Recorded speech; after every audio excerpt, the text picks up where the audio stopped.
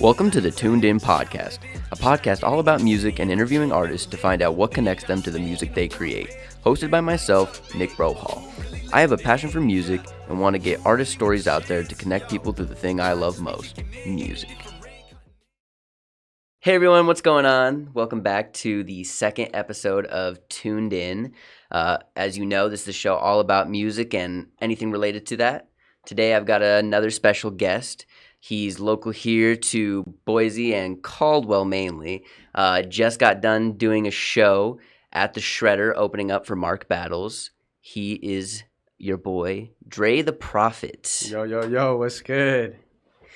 Hey, well, welcome back to Boise again, because I know you were just here for the show. Thank you.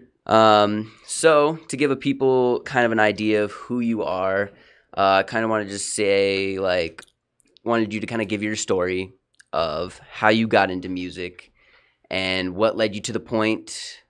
Kind of just give us like a broad story, short story maybe, and then I'll go into more detail with questions about your story and how you got to this point of doing two shows. Lit. All right.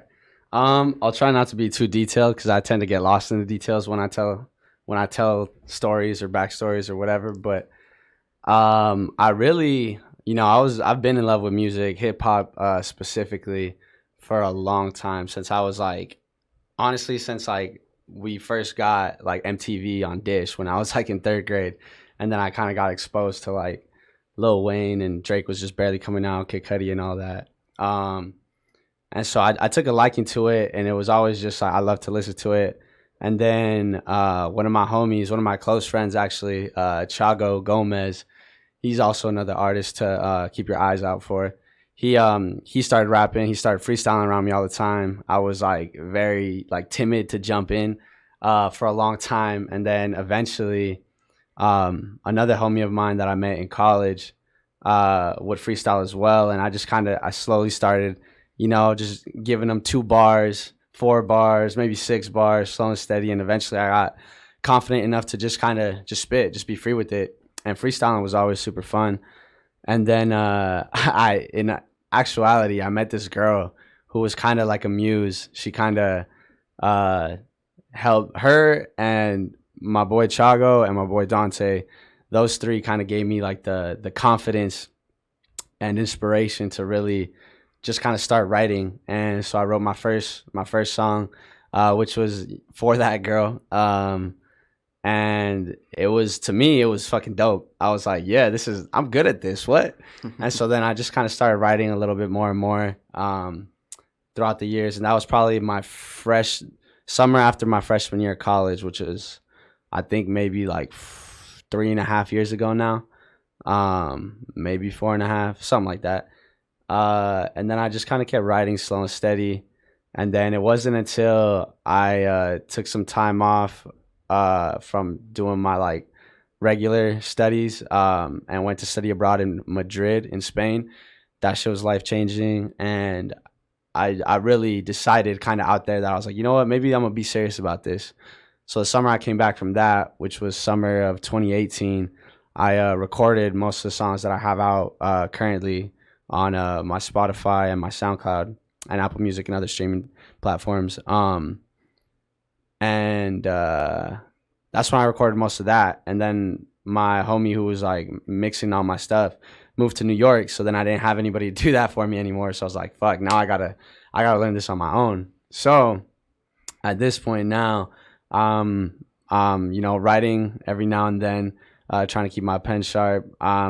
Trying to learn how to mix, but I haven't had much time for it just because I'm still in school, but I'm about to graduate, so fuck yeah, shout out WSU. And then what was the last thing I was gonna say? And I'm practicing performing. I'm trying to get as much performing opportunities as I can. And I've been learning a lot lately, so I'm excited of where things are going. I've been taking it seriously for probably about a year now. We'll be being more serious once I'm officially done with school and have a lot more time on my hands.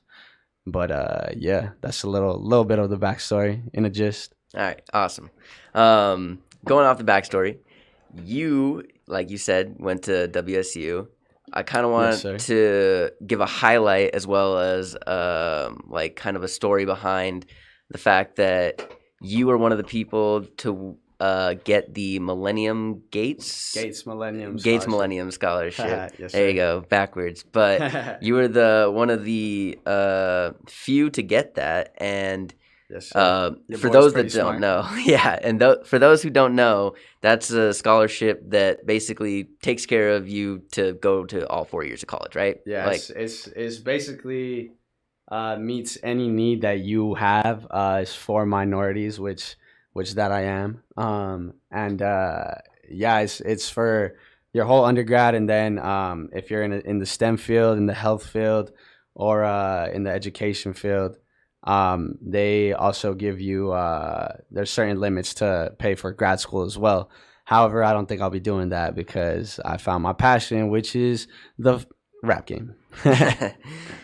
and it's a good thing because that's kind of interesting too. A lot of people, talk about, and I'm not going to go into like whether college is important or not or anything like that, Yeah. but kind of give a take of like, you've got this great scholarship and you've gone into a very good field.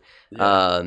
And then also deciding, that Fuck all music, that. yeah, and that music was the better choice for you. Yeah. Um.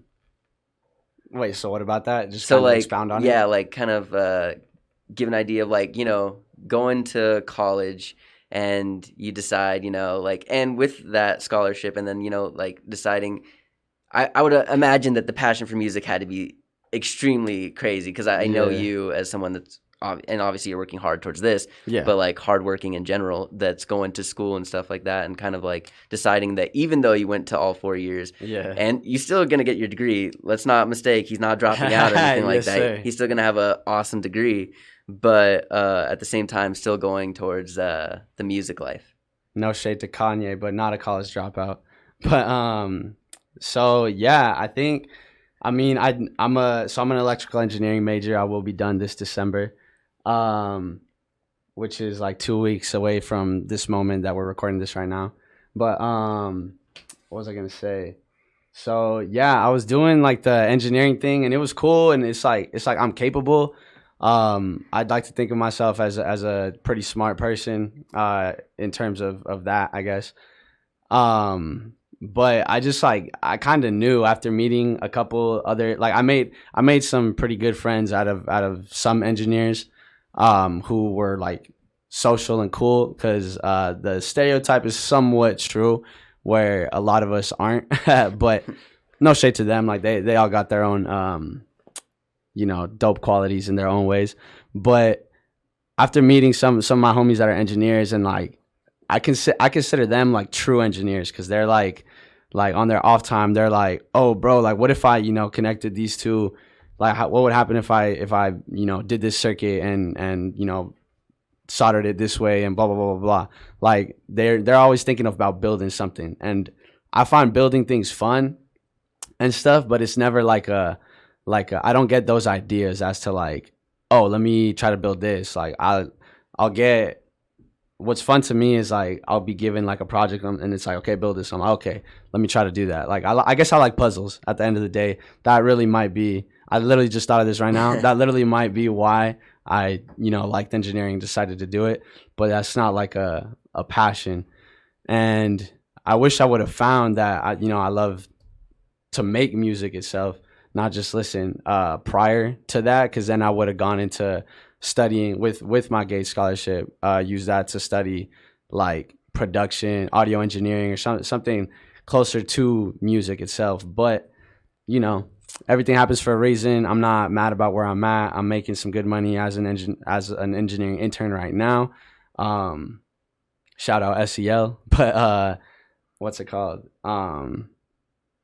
Yeah, the passion was real. It was just, I knew as soon as I got a taste of like the like friends acknowledging me and just reading over my stuff myself and just getting the raps off. I'm just like, damn, like this shit is fun. This shit is cool. I love this. Like I would much rather be doing this with my time. So I was like, bam, you know what? This is it right here. That makes sense. Engineering is just a means to the end. So kind of going off of like you saying you like puzzles, Okay. kind of give an idea of how you look at songs? Do you look at songs as a puzzle too, though? Then I'm guessing, or how do you go about it? In a way, kinda, because sometimes I'll just write. I feel like that when like my favorite songs come out like just in the moment, like a beat hits and I like just words just come to me and I'm like, oh, this like if it's this vibe, boom, boom, boom, and I just like I write it and I usually tend to just write like the first verse and maybe a hook. Excuse me. And then like I'll leave that for like months and then I'll finally come back and be like, I never finished this, and then I'll finally do like the other two verses or whatever the case is. But sometimes it's kind of a puzzle in the sense of like when I want to get a certain concept across, when I want to write a song about a certain concept, then I'm like, all right, well, let's see, here's the beat. I want to use this for a hook. I got 3 verses. Let me convey, this perspective, and then like a conclusion of the perspectives or something like that. I'll try to piece it together like that, because I definitely am, it might be like you said, kind of like the engineering thing. That's like my logical side of my brain just kind of taking over, like, all right, let me fit these together like this, as opposed to my creative side just kind of throwing paint on a wall and seeing what sticks. Yeah. So some things I want to talk about too is as someone that's local to the area around here and then someone that's also Latin, it can be difficult with a lot of uphill battles, I would say, especially coming from Caldwell. And like if we ever have listeners that aren't in Idaho or anything of the sorts, knowing that Caldwell is not the biggest place and there's not like a huge music life or any music industry really in the city, I guess, in general. So kind of talk about how you feel, like how hard is it for you to try to get these shows and like feel like it is for you to get into the music industry, kind of, like breaking your way, paving your way. It's difficult, and this is a thought I've had a lot, because we're in a day and age now where it's like, do you really need to be in a big city to pop off? Because we have the internet at our disposal and all of the different ways that people can access you and your music. So a part of me feels like it doesn't necessarily matter, but at the same time, I know that, at least in my opinion, I feel like networking is like 80% of the battle. And being from Caldwell, Idaho, first of all, what the fuck is Idaho is the first thing people are gonna say. Secondly, just being from like not even a region that's like not near anywhere that has a hub, because like hubs are like LA or the Bay, Atlanta in the South, New York, and maybe like Chicago in the Midwest. And there's no real hub near us. Like Seattle, I guess, is like our closest thing, but they don't even have that big of a music scene right now. So in that sense, with like networking wise, yeah, I feel like it's difficult, and that's what makes me want to, like, as much as I would want to move back here to and continue the music here and like develop a scene for Boise and Caldwell, it just feels like I might not be able to do that, just because I feel like I need to be in the mix so I can network and get my name out there once my craft is fully ready, once I'm fully equipped. Right now, I'm fire, but I got some things I personally feel like I need to work on before I can really go out and just battle anyone and be like, fuck you. Yeah. That makes sense. Yeah. So kind of take us through what you feel are your next plans on, like, in the music. I know that you said you released the EP, I think around this time last year, a little bit. Yeah, but I officially released that on SoundCloud, and then that's right. It didn't get too much. It didn't build any noise, but I officially re-released it on all streaming platforms late September, and I got a good reception from that. But sorry. You're right though. I forgot to mention that, and I can't, because that's important for the mass majority to listen to Dre The Prophet. It is on now Spotify and Apple Music, which is huge too, because I think a lot of people don't realize what goes into putting your music out there as much as like Yeah. it is free on like YouTube or SoundCloud up to a certain amount of minutes when it Yeah. comes to SoundCloud. So paving that way and getting into like that, it's huge. Mhm. Are you seeing good feedback and like are you feeling like you're on the right path? Yes. I saw a lot. And honestly, I dropped that EP and I had like high hopes for it, and like no one was really saying nothing. I was like, all right, whatever. But I knew like I wasn't gonna give up on it, so I re-released it on the platforms, and exactly what I thought. Everyone was like, oh, it's on SoundCloud. Oh, he's official. Blah blah blah. So it goes to show it's also in the music industry. I feel like it's a big game of perception too. So that's another thing that's like difficult, I guess to swallow for me, just because to me that's kind of annoying. But I understand it. That's how it's gonna be. So until you have some notoriety, until you have like a reason for people to listen to you, they're not gonna give you the time of day. So with all that being said, yes, once I put my stuff on Spotify and Apple Music, it felt I got a good reception, and I was happy to see how many people were showing love. And to answer the other question you were asking about, Next year's plans and yeah, stuff. next year's plans. I realized I derailed myself as well. So it's okay. All good. I wasn't gonna let it slip. What was I gonna say? No, the next plans for me, as of now, are I have a in-home studio at the apartment that I'm renting in Pullman currently. So I have a few songs recorded and just in the vault right now.